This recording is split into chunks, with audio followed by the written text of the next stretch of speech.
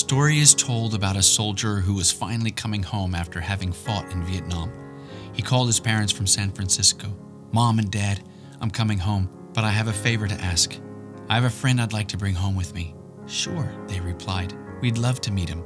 "There's something you should know," the son continued. "He was hurt pretty badly in the fighting. He stepped on a landmine and lost his arm and a leg. He has nowhere else to go, and I want him to come live with us." "Sorry to hear that, son. Maybe we can help him find somewhere to live." "No, Mom and Dad, I want him to live with us."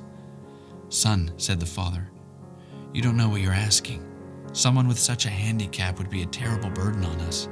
We have our own lives to live, and we can't let something like this interfere with our lives. He'll find a way to live on his own."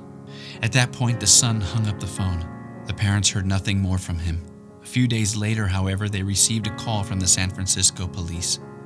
Their son had died after falling from a building. The police believed it was suicide. The grief-stricken parents flew to San Francisco to identify the body of their son. They recognized him, but to their horror, they also discovered something they didn't know.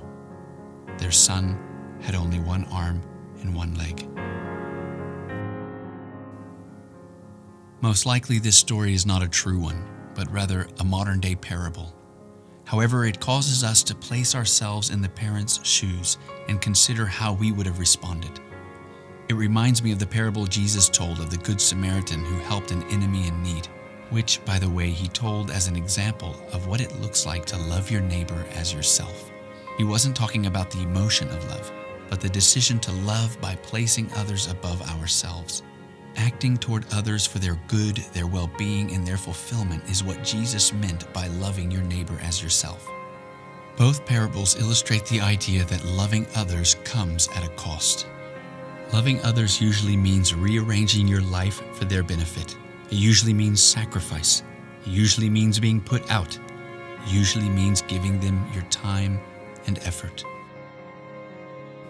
Can I ask, when's the last time you rearranged your life for someone outside of your family? When's the last time you genuinely sacrificed for someone whom you didn't have to sacrifice for?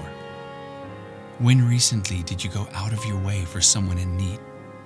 In other words, when's the last time you loved someone as yourself? I don't know exactly what it will cost you when you do, but I know this: it cost Jesus everything.